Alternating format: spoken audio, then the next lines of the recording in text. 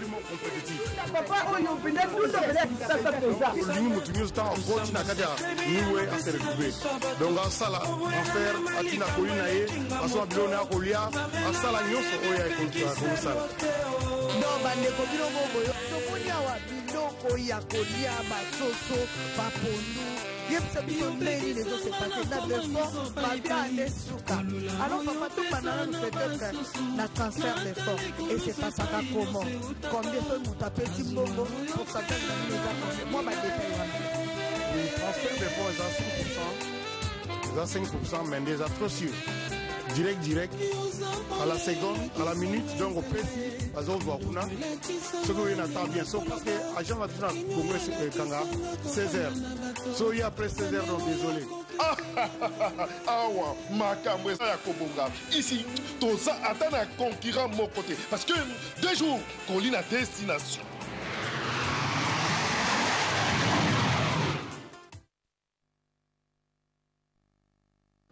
Bonjour mesdames, bonjour mesdemoiselles et messieurs de partout vous nous suivez, de partout vous êtes connectés toujours sur Ben TV. C'est toujours votre humble servante Marceline Mido, toujours ma émission d'abino préférée Congo Bololo. Alors, les Lissou Naza très ravi, Rosalie Bosso, petit écran d'abino. Tomeka toujours que solo la moeba actualité ya makambo o ezoleka na kati ya communauté congolaise car ndenge boyebi émission na bino Congo Bololo et puis ça bino d'actualité et le bela kabino bo solo et puis bo découvrir ka makambo nyonso le lenge zo salama na kati ya communauté la biso pour le moment. Alors je dis un grand merci na nzambo apesi nga souffle de vie et puis un grand merci na bandeko nyonso o bazo soutenir émission oyo na ba prière na bino. Alors avant de commencer le nom bandeko nanga eza lisusu matata makasi par rapport à la situation aux autres traversées na mboka. Bino moko boyebi mboka na biso eza malamu te, mboka eza na kimia te. Alors biso bato tozali awa il faut te munda pour na mboka na biso. Alors toza na ba grand monsieur, toza na ba pasteur, toza na ba homme politique, toza na ba combattant, batu oyo ka nene eksaka bino tango yo la lino pongi oki kosala shopping au lieu na yo ta mususu moi semoun eza na batu mususu o bazo se sacrifier pour na Congo. Car ndenge na lobaka RDC et le Kwamakasi. Alors sans plus tarder, tozo yamba vraiment invité na biso et alors on a copié sa communiqué moko peut-être avant ya ko yamba invité tozali na maman na biso Yvette.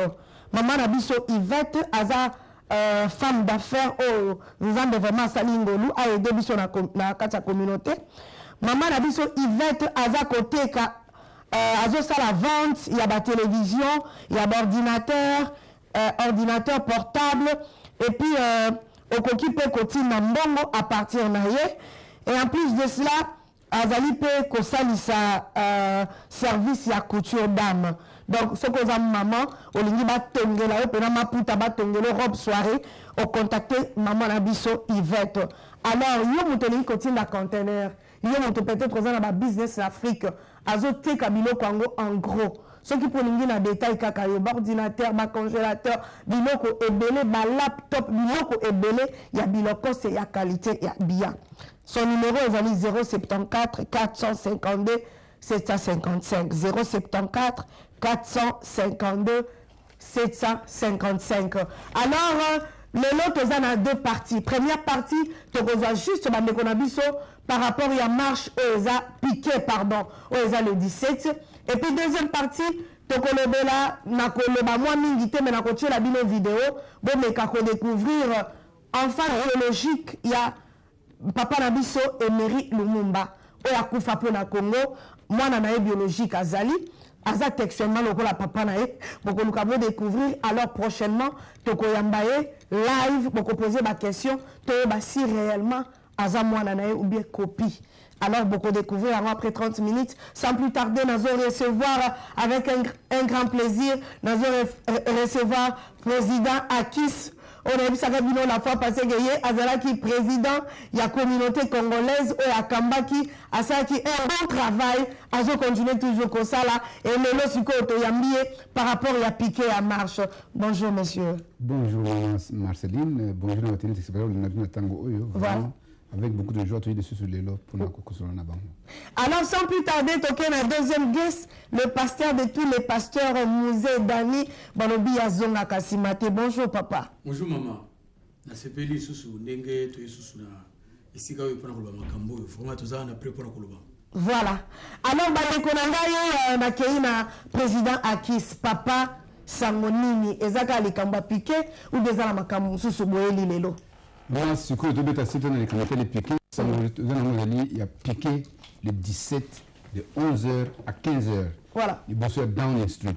Tout le monde va bien, parce que si nous autres, ils ont bien été, nous autres, nous avons bien été. Tu comptes, focus, na piqué le 17, de 11h à 15h devant Downing Street. Donc, tout le monde va tata, maman, bana, belé, babouné la mboka.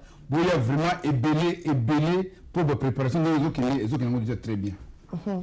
Alors, papa Nangaï, la fois passée, balobaki, bosali ba piqué ébélé, bosali ba marche ébélé. Est-ce que piqué ango, na ba marche ango au to salaka? Est-ce que ils ont abouti à quelque chose, à un changement, ou bien comme on a dit, makelele a ba perroquet, papa? On a souvent makelele va les susciter parce que ils ont virage à Souka. Cette fois-ci, ou jamais. Parce que tous les belés, certainement, il y a Kalawana et Sili, parce que tout le monde va beauté de ça la piquer. C'est parce qu'il y a un contact dans le Nango. Tout le monde, le moment est venu, si on va la mouka, pour nous, on a besoin de libérer. Parce que tout le monde a essayé de bannir la piquer devant dans l'institut. Non. Parce que dans le temps de réfléchir, on a contact dans le biseau. Espoir est mon les amis. Mais c'est un biseau tellement pour nous, on a biseau est bon. Et ça m'a qu'il était vraiment. Alors, Pape Mouzé Dani, par rapport à Piqué. Bon, on sait déjà que Nakobalika Motali, réussite il y a masse, mouvement de masse, où il y a une révolution et nécessité à l'isanga, unité. À niveau tout ça, c'est ce qu'on a la fois passée, on a un virage à Souka. Alors, virage à Souka, il ne faut pas toquer dans le boulot, on va reçu, soit tu peux reçu. D'où pendant tout reçu le makambo tout ça ngakaka biso nyonso lisanga l'unité fait la force. Or l'unité fait la force et zo senga l'unité dans la diversité. D'où il faut ce qu'on ngai Akis Mike Kabaru nani Ngando Yese Ernest tous ces batuyonso mbala batuyonso wana na communauté na musula tangite yemongo président social Mapsen batu touana donc surtout ça lisanga donc une dans la diversité là dit mon tout la mutaza na pierre mon quoi porter pour tout reçu na magamoto au sala mais ce comme tu dois sérétir conséquences années et comment ko loba et comment ko finga et comment ko chola mais ce qui mutu amemi mayele na ye capacité za la kat na ye aye na option sur lisanga je crois que cette fois-ci tu recommences tina suka parce que mundela monta la suka a ozela non ngane na aliawa na isi no que non mon tu la bien fakene ce qu'on veut dire on les a pas signé à temps le gars les a pas signé à temps ils ont annoncé tous au monde yango il faut bien sauter télévision sur Elongo d'où le 17 maman tata mwana mukolo combattant pasteur église tout le monde biso surtout vraiment pour l'amour ya mboka wana parce que mboka les a sacrifiés biso tous na poto to olia to ba mettre les ba piner sur le monde déplacer aucun na kondo olingi mais maman ne qui tata masi noko kingandi bazo souffrir alors tout senga biso yo surtout vraiment ce qui biso to mi pesi na kati ya organisation to ko batius ba ko yate et ko attend sous batu 5 6 ou ba na capacité ba yeba bongisi musala ba musu ba séjour na kati nango to ko na victoire finale ya likambo alors to ko bonda bino problème ezalate na kati ya biso parce que batu ba djemela na ngote parce que on a kati ya réunion zozala batu bazozala belé malamuzo le kana malamu tout ça malamuzo le ka bien tous les bandits qui sont représentés à la communauté, alors, bino aux ana bandako, toko senga na yo. Moto peso sango ya mabete, ya ko décourager yote, ya ko mabete, s'il vous plaît, parce que tous ana ko bana mikete, tous ana mikolo, ba bazo comprendre makambu ninge bandaki. Na ko ça que ça fait 37 ans. Donc je ne badine pas 37 ans. Na ko ça fait makambu na église, na ke ni boso. Mais pour le toujours na kati makambu. Na ba mususu wa mpesa na kati makambu.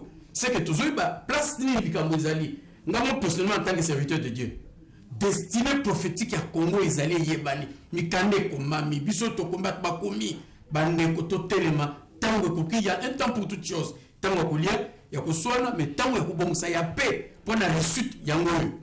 Ok, merci beaucoup. Alors, Président Kiss, mot de la fin et le connu le Koloba. Est-ce que tout le monde a besoin de rassurer Bisso vraiment que Batouba peut répondre, nous a vraiment unis, mais parce que ma piqué est belé, ma marche est belé, tout le monde a encore un groupe tel, ma boy qu'on rejoindre, groupe tel, ma lobby boy. Est-ce que tout le monde vraiment unité Zali plutôt que dans deuxième groupe? Merci, Marceline. Nous avons vraiment bateau venu nous a rassemblé. Na bengi ba président ya ba groupe Nyoso. Personnellement, à Bengi Bango, il y en a qui sont venus, d'autres ont envoyé des représentants. Je peux vous garantir que tout ça est vraiment tout vraiment il y a na piqué dans samedi devant Downing Street. Parce que la personne qui est supposée proposer que a biso à biso. Donc je vous garantis que on aura des résultats escomptés. Merci beaucoup. Alors merci toujours à ma deuxième groupe. À tout de suite.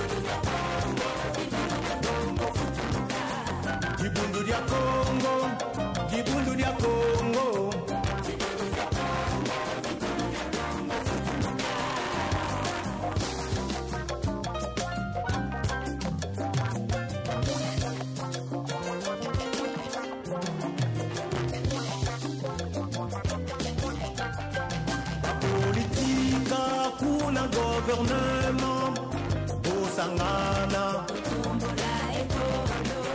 ba militaire, na ba policier, Bosangana, Tia Congo,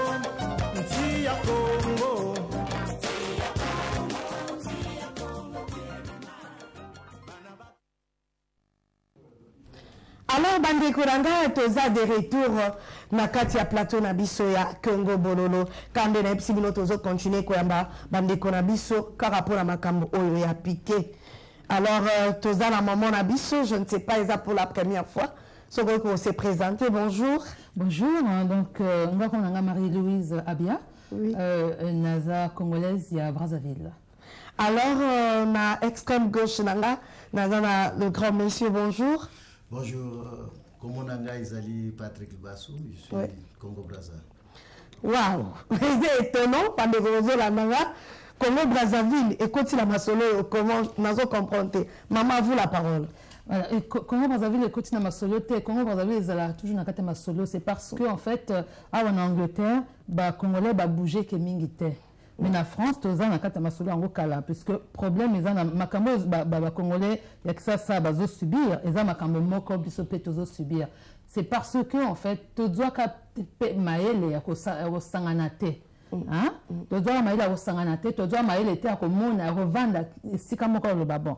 Tozo na problème boy na Kisasa awa. Mais na Brazzaville nanga beaucoup na bazana problème nini. So to moni yango bien, tozo na problème moko na Brazzaville, le même problème. Tu vois, mais pour la nini, tout bunda ensemble était parce que ce bundi moi groupuscule mike vous avez ma cité ça va diviser bino vous avez ma cité oh biso peuple na biso eza peuple moko hein et peuple eza peuple moko peuple ya royaume Congo bato bayaka kukabola biso peto landine zela on a ba politicien biso ba koko o bazaku na ba bandaka politique kala o ba yebi que ba lona table nga moko te so politique ezate ba olia te so ba ke ko sa bato te ba olia te bona na limite to yebate balingi bajeune bayaka te balingi jeunesse yaka te balingi nouvelle génération yaka te donc basala ya tout badiviser basala ya tout bacontrôler basala ya tout bacorrompre et la jeunesse la jeune génération azala na conscience te ya koyeba ke koko oyo azopesanga mbongo mpona vanda sui est-ce que eza na intérêt na ngai ou na intérêt na ye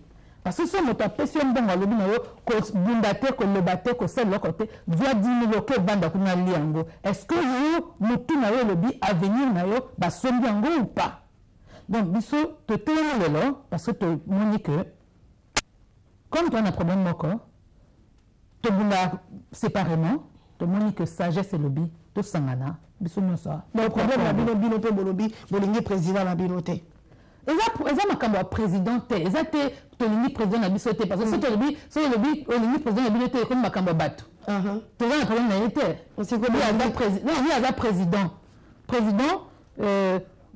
bapona ye te aza président officiellement ye moto akamba ya congo eza te makambo tolingi ye te eza que loi elobi toza na loi eza suprême la loi suprême du pays la constitution il y a comme qui constitution. Il n'y a pas respecté la constitution. Voilà, à jurer que devant le peuple, la communauté internationale, ça peut devant Koko à Congo. Okay. À jurer qu'il a respecté la constitution. La constitution, elle dit que et Koki. Moi, c'est la sous que la constitution, le dit que nous changeons, on dit que papa. Au sali, nous salons bien.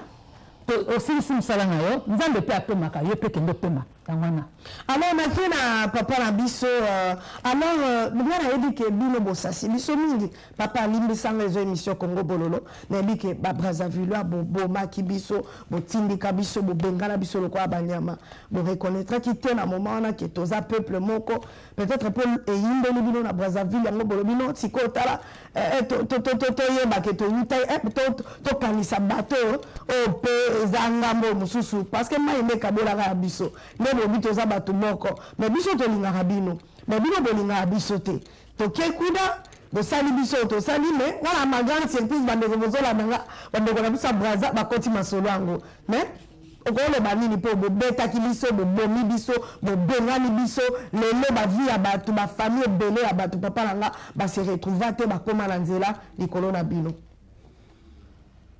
omoni masolo yango makambo eza politique politique ezosala que ezala ndenge wana c'est pas que population ya Congo babundisi bato ya kini oyo bafandaka na Brazza te loba mwa makasi papa bato ya kini oyo bafandaka na Brazza te eza l'état c'est-à-dire la police moto azokende na bandako ya bato azokanga bato na makasi azozongisa na makasi mais bon tokende epai tozonga epai lobi awa la police même police abundisi cet peuple soi-disant baba étranger mais à ma connaissance c'est un même peuple Congo, peuple Bantou, c'est le plus vieux peuple de l'Afrique. Donc, bango, la politique, bah, sali que, bah, toi, peuple. Mais voilà qui va politicien, politicien, bah, zongi. Mais tout le monde a qui dit non de vous avez chasser, mais ce besoin, les politicien, bah, le vrai, bah, il y a des peuples, ceux qui ont l'andi bien, ils ont un bateau, oyo, bah, pango, bah, foutre la gare, ils ont un bateau, pango, bah, battre la bateau, na bango.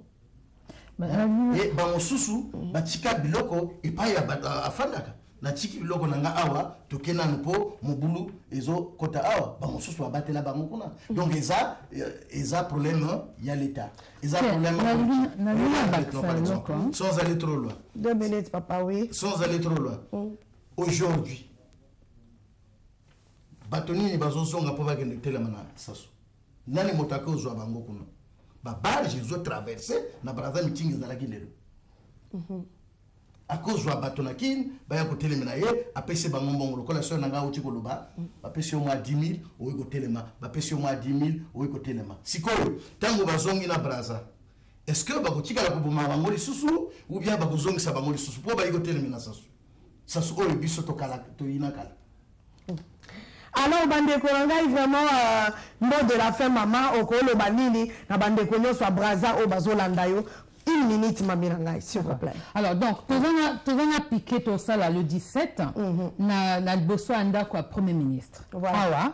Pour tout dénoncer Makambo Nyonso, et le Kana, Congo qui ça na Congo Brazzaville. Makambo auto loba, auto landa qui baning bandok na biso to beta bango, to kota na katite parce que le temps est à terre. Mais au moins que les illustrations Makambo na loba parce que les politiciens bazo sandeni, bazo tout ça biso, bazo ça là que seule la conscience à Batomosu, Batomosu baza faible. Et ça, Batomosu baza na makasa ko kansate. Donc la pesi bango bongo, benga na frère na yo, la pesi na bongo, na di ango, ke beta, ke boma ya eleki na yo kuna. Na ye na di na bomiyo. Ya? Na bomiyo parce que le bi yende motomabe. Vraiment toujours ça la piqué à le 17 awa. To benga ba congolais nyonso, ezala congolais Brazzaville, ezala congolais ça to za peuple moko. To ya to telema. Bon makambo yo ezala lisusuté. Dernier mot monsieur. Dernier mot nazoloba donc Congo Brazza, Congo Kin, to telema makasi, to zala bomoko poto longa combat oyo. Merci beaucoup. Voilà. Parce que combat oyo, ceux qui to ndenge to zala ko bundelango dispersé, to ko kokangote. Pour qu'on le veuille ou pas, tant que l'on va occuper un mboka na biso, bazani ba awa, ba chaka, batona bango ba dirijaka. Mais nazo benga, bana bato à Manchester, Birmingham, binonyo surtout na UK, botelema, boya na pikoyo le 17. Merci beaucoup, merci beaucoup. Alors, tous à break, tous à vraiment à tamidité, tous à troisième groupe. À tout de suite. Merci beaucoup. Merci.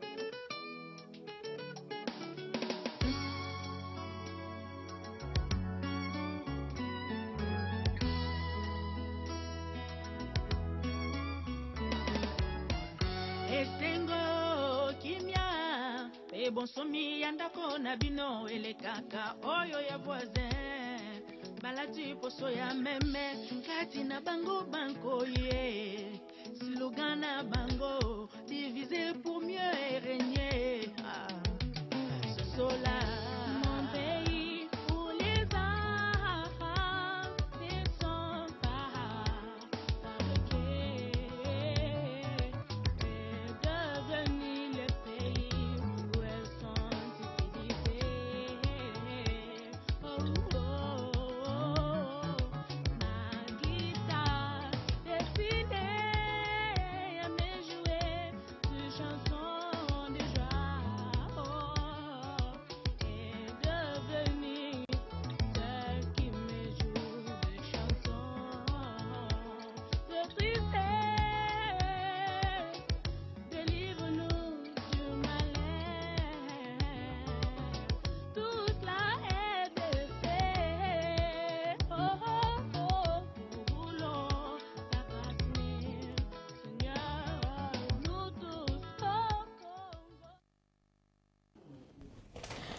de retour, ils ont vraiment accueilli dans la maison pour Sakanate. Alors, Tozo qui est directement, les locarama Kamboya piqué, Balobi Tozo Mundela, mon cannabis RDC et Lokamakasi. Bonjour, messieurs. Bonjour, maman Marcel. Pour la première fois, ravi à Koyambayo.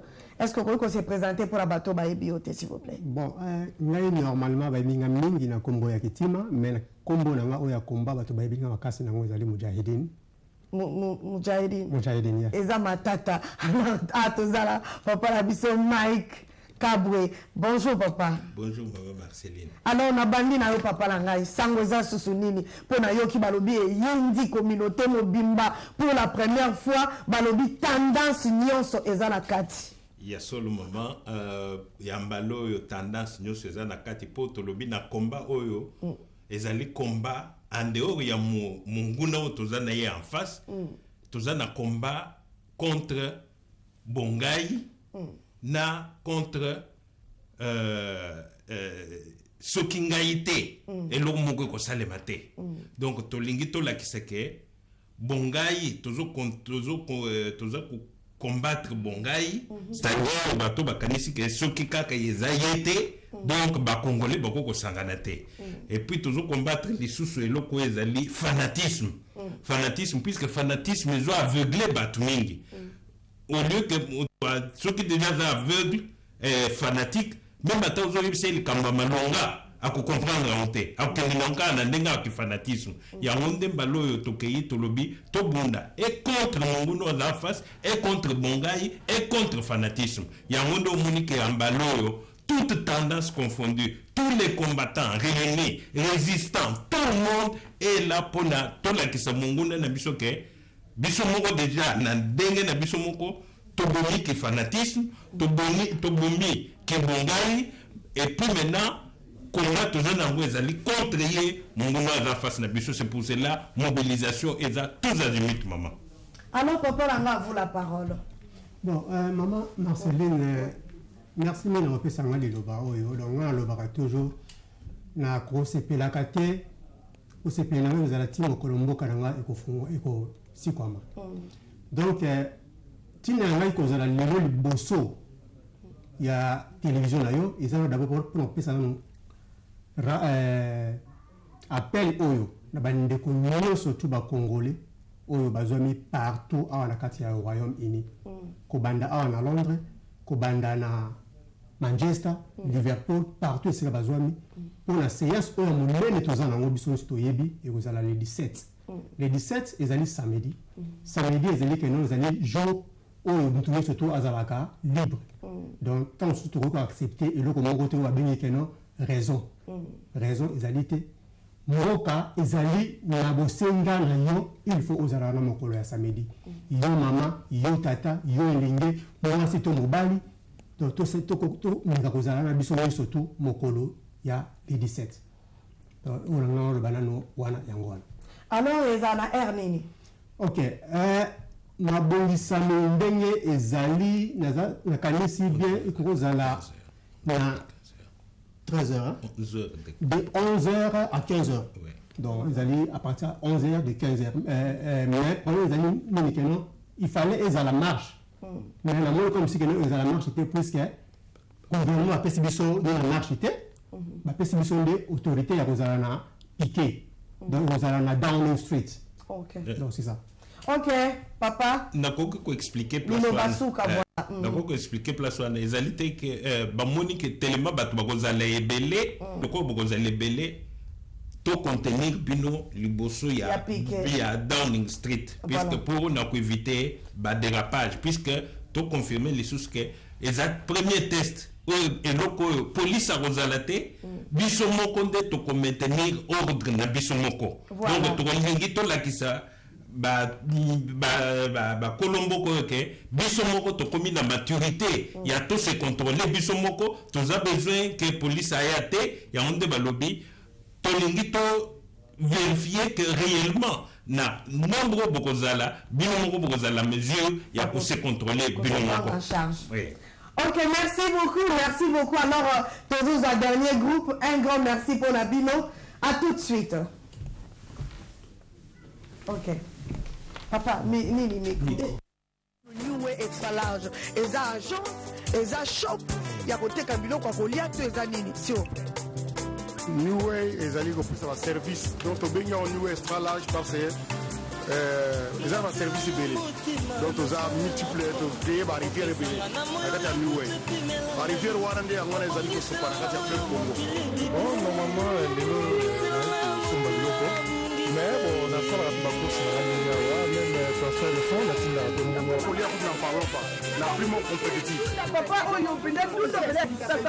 olingi motu nyonso ntango akoti na kati ya niwe ase retrouve donc asala enfer atina koli na ye asala biloko na ya kolia asala nyonso oyo akosala donc bandeko biloko boyo tomoni awa biloko ya kolia basoso bapondu yebisa biso ndenge ezosepase na defort babiane suka alors papa topanana peut-être na transfert d'effort et c'est pasaka comment combien so moto apesi mbongo pourcentage na bino eza combien moi badetail wana transfert d'effort eza 5%, mais eza trop sûr direct à la seconde à la minute donc opesi bazozwa kuna soki oye na temps bien so parce que agent va tuna congo kanga 16h so oye après 16h donc désolé awa makambo eza ya kobonga ici toza ata na concurrent moko te parce que 2 jours kolina destination. Alors, bandeko langa toza de retour, tozo kende vraiment mbangu tozo courir derrière temps parce que toza la temps mingité naza liboso na ngai awa na papa na biso Laurent Bango. Bonjour, Rosa secrétaire ya RCK. Bonjour maman. Yabi balé naza na colonel Leblanc. Bonjour papa. Bonjour maman. Lelo lisusu to ya bibino yebisanga nanu babi eza ya koyinda. Mama mi ya niveau ya pression ya piqué au bandeko soko zangi. C'est aux Andes qui a Congo vraiment. Papa, à vous la parole. Merci maman. Bon, journée à l'élo toye poto e bisaba congolais. Ezali moment ya kolamuka. Ouais. Puisque batu balala ki mingi. Et puis ceux qui ont l'allié, mutu nyonso ko ya ibio. Alors, yango to bengi ba congolais nyonso. Il faut bazala uni. L'unité c'est très important dans la vie. Malgré nos divergences, yango to bengi ba congolais. Et puis ba congolais nyonso so na lobi ba congolais nyonso na ya Congo Brazzaville na ya Congo Kinshasa tozana ba problème ebele et alors il faut to yebi ce qui se passe.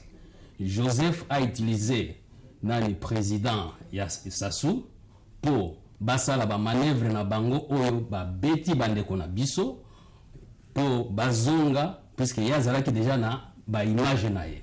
Et puis maintenant c'est le tour de Sassou Yépé Azako Benga renfort et pas à Joseph pour que ba aider yé. Or, Bango Mibale a la situation oyo qu'il faut respecter les normes. Les normes, c'est la constitution. Respecter le peuple. Peuple congolais, Oza Congo Diantotila. Alors, Yangoto Bengi Batunyos. Nous avons nos divergences. Mais dans le moment où, avec l'unité, nous allons combattre et nous allons réussir pour l'intérêt du peuple congolais. Merci beaucoup, Balobi Colonel Leblanc. Olobini les papa pour na piquer ou à Mounene ou les années 17. Merci, maman. Nga appelle ça le bosso. Merci, maman. Pour bien le bossa, pour biso tozala. Oui, papa. Donc, tozala na mbela to robeta kaka pour na piquer les 17. Donc, wana ezali pena pour na makamba Congo. Donc, tozo benga ba maman tout, ba papa, ba jeune, ba yaya, ba leki. Donc, pendant la piqué, il y a les 17. À part les 17, on a piqué le sauté. Donc, les 7 piqués, on a les 17. Il y a un autre benga ba maman pena boya. Ba mère ba soutenir na biso na ba prière, na ba match. Bozoti ka biso kaka boye. Mama bimancho za wapi? Ozo sungula kaka bana boye mama. Ozoti ka bana mama. Omona na ba souto yoka na kate. Mama minisa, oza mama. Bon, on a piqué les 17. Maman Charlotte. Maman Marie-Jeanne. Tout. Maman Wana. O bazaka tant tout le monde a la banque aux années sengo. Tout le monde a bien sengo penzeya. Na ba papa. Ok. Ba jeune donc boya. Merci beaucoup. Alors bandeko rangai to silisi awa tozo kende kala mingi te nazo zongela bino dans une minute. Merci beaucoup. Merci. Alors, bandeko rangai, bapesi ngai 1 minute. Alors, bandeko rangai. Ok, bandeko rangai, so bon apesi parole na papa la biso, balaxi nga basignale ngai 1 minute lisusu. So ko koloba juste ka pona ko bengisa bato bazala ebele. Alors, to bengi bato nyonso. L'unité tozala biso nyonso pour l'intérêt du peuple congolais. C'est très important. C'est très important. appel na biso yango oyo tobengi bino nyonso bozala. Alors oui, bandeko na ngai, alors tozotia DVD nde na yebisaki bino yango na lingi kopesa vraiment ba merci ebele tosilisi première partie na pesi merci ebele na papa na ngai Papa Langa Willy Church, merci pour le support na yo. Maman Charlotte, na intercession na bino ya Sud.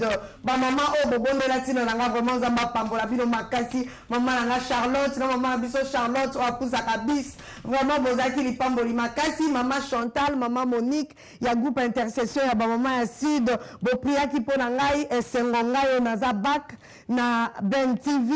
Na pesi merci na Pita Mona. Balobi nyameki la force tranquille. Musika place aux ali tous ensemble na yo papa nzambe oyo apesa makasi bundela Congo nzambe wana azala toujours na yo na pesi merci na de Pantréo balobi tumba kabodi collection bambote na yo merci beaucoup na bosanité papa Franck ya New Way extra large ngana benga ko boss des boss merci beaucoup pour notre soutien na yo et na bosanité le seul qui nous reste papa Mbano Mbenengo balobi le maréchal balobi yo moko ozala na pointe kozanga te Émilie Nzemba Émilie moi c'est le sénateur tous pepele ya Mbetolo alors na bosanité Papa Nabiso Matone, balobi maître Mohamed Engambe, balobi Likos électrique, balokolanga bolanda DVD à Papa Nabiso Emery Lumumba, boyeba next week boko vivre un live toyeba azapena mwana biologique ou pas. Alors un grand merci na maman Jackie Polo, na pesibino merci beaucoup. Tomonani nabino prochainement. Bye bye. Ou aimerions encore continuer à rester dans ce Congo qu'ils avaient laissé? Avons-nous construit ou détruit le Congo? Autant de questionnements parce que nous avons besoin de l'avenir meilleur de ce pays. Nous parlons actualité, Mogrosso, une émission spécialisée dans l'analyse de ce qui jalonne la politique, le social, l'économie, tous les secteurs de la vie des Congolais. Nous parlons aujourd'hui, nous réfléchissons aujourd'hui avec l'invité du jour. Première fois pour lui dans cette émission, dans ce magazine Mogrosso. Il s'agit de M. Emery Kilia Mbavu Lumumba. M. Emery Kilia Mbavu Lumumba est président national du parti politique Mouvement National Congolais, MNC en sigle. C'est avec lui que nous allons nous entretenir, parler politique, parler social, parler économie, parler culturel, parler tout ce qui concerne la République démocratique du Congo. Emery, bonjour. Bonjour Roland. Comment vous allez? Je vais bien, merci la beaucoup. Santé? Elle va bien aussi. Emery, ozana kombo ya Lumumba, ozana prénom ya Lumumba, c'est-à-dire Emery, comme Patrice Emery, Lumumba.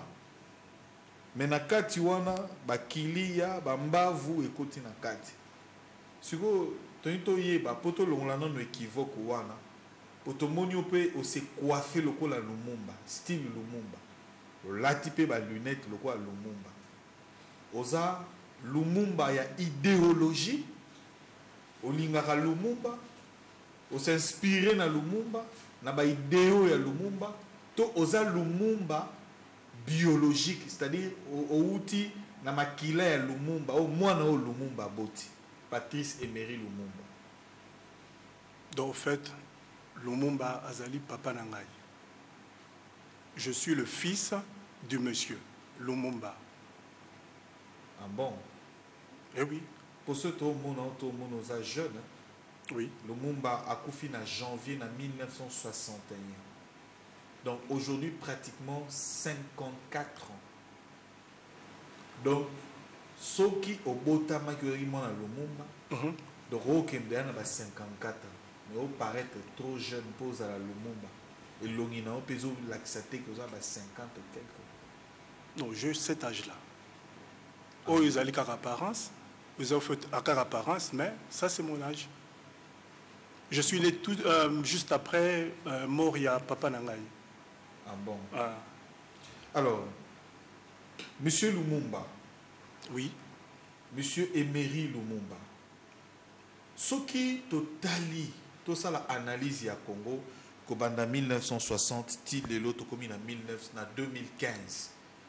Ozomon à Congo ndengeni. Eza o esengela ki ezala.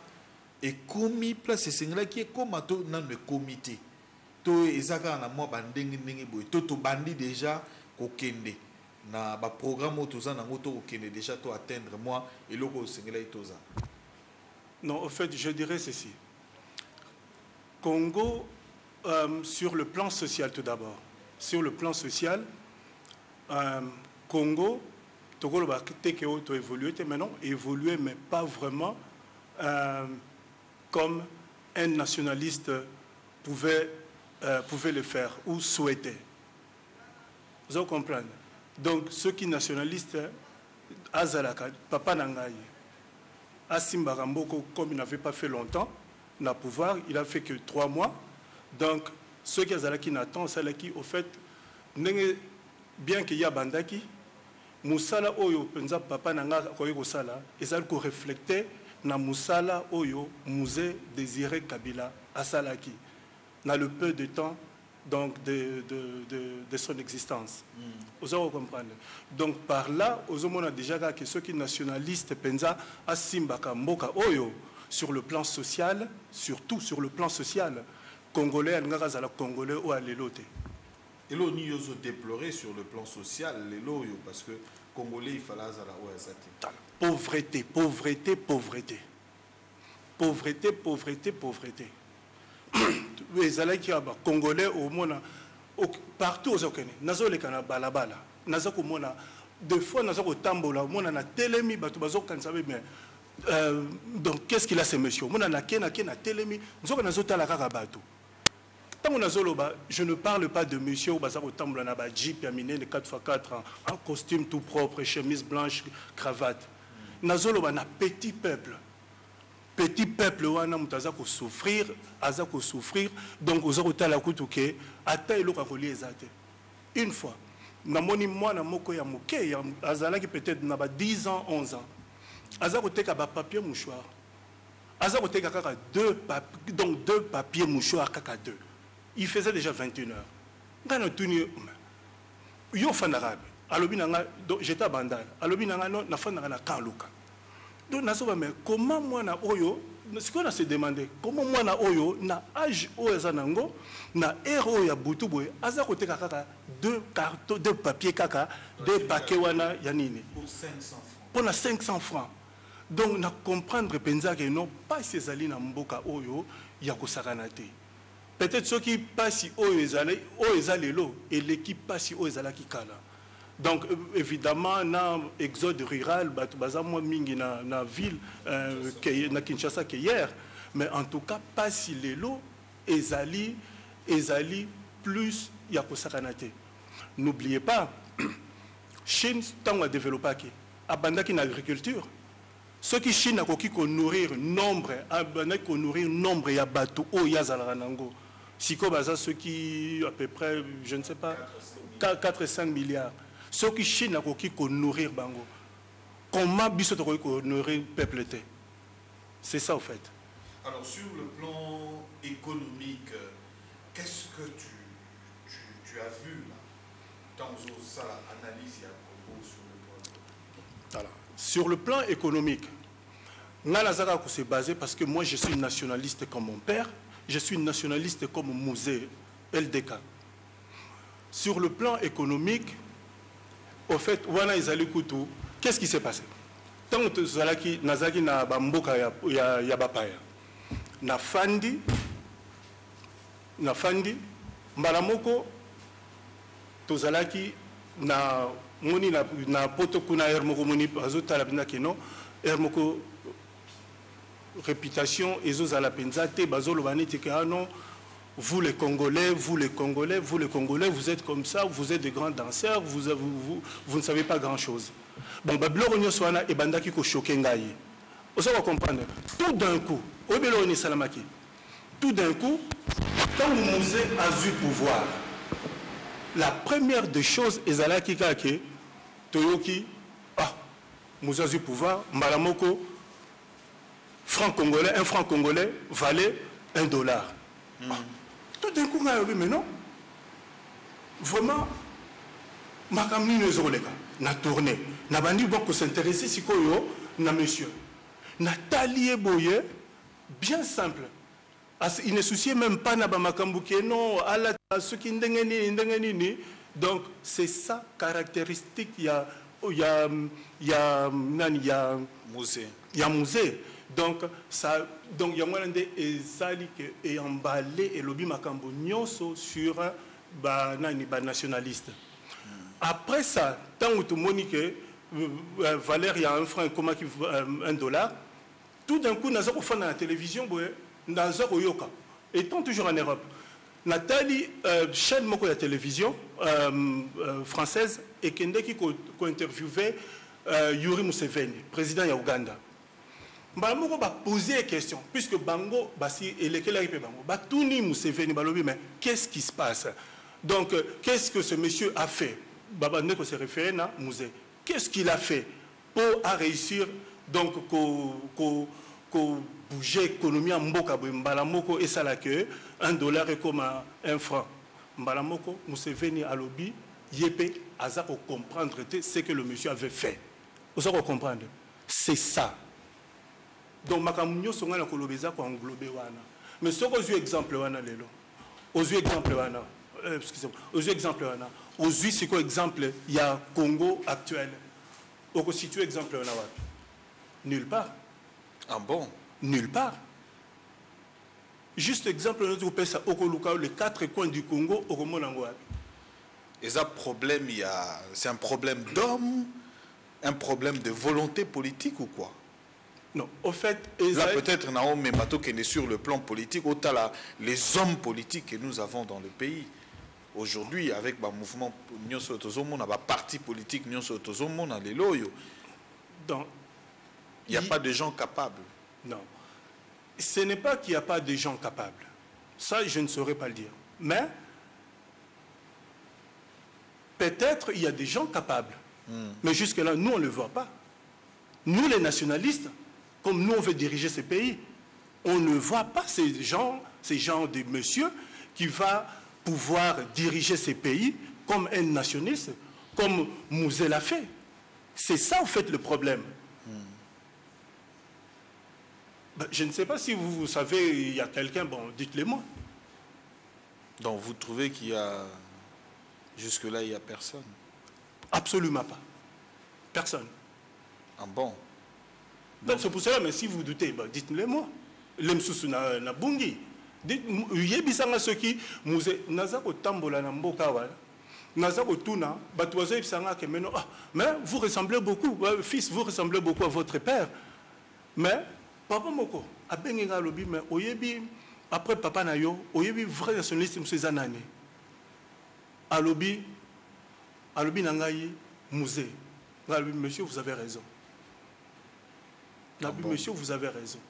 Donc, vous voulez dire que la République démocratique du Congo, nationaliste azate.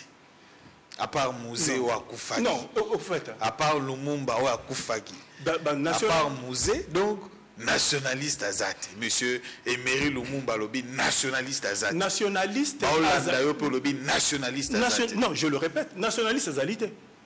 Bon, au fait, n'a éliminé, moi, doute aux anango. Hein? Parce que tant que nous avons peut-être toujours le président. Le président congolais non, bon, moi je prends les sommets.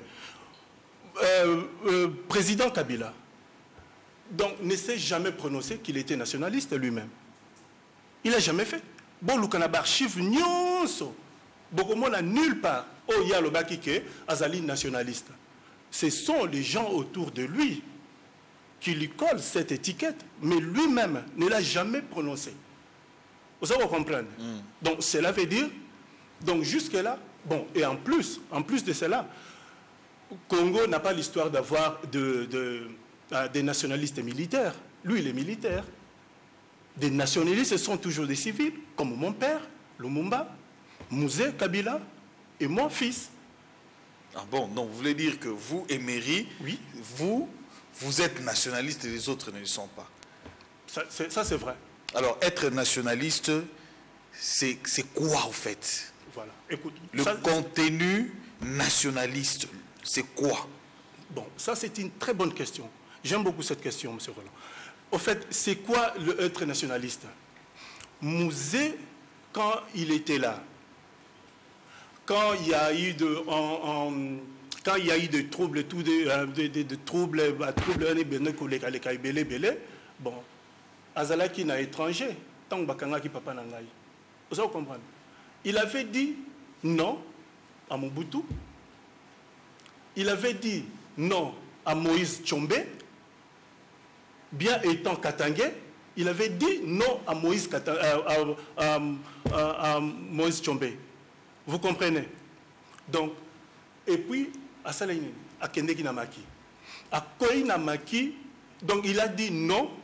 Ce non est resté non le jour qu'il avait quitté le pays, à Kendeki Namaki, jusqu'à ce que Tangwa Zongi Awana Congo donc, en tant que président. Et en plus, pendant qu'il était Namaki, est-ce que Oyebi combien de fois Maréchal Mobutu a tenté de corrompre? Parce que c'était la seule personne au musée donc c'était la seule personne au abandaki ko kendiazo ke na ba tribunal kuna za ko kende ko loba contre Mobutu a tenté ko corrompre. Autant de fois Mobutu avait tenté lui tenter, mais autant de fois ça a échoué. C'est ça l'homme nationaliste. C'est un homme intègre. Donc il sait dire non quand il faut dire non. Alors, si on évolue, lorsque vous parlez ainsi, je crois que la situation est telle qu'elle est aujourd'hui. Bah, élection quand même,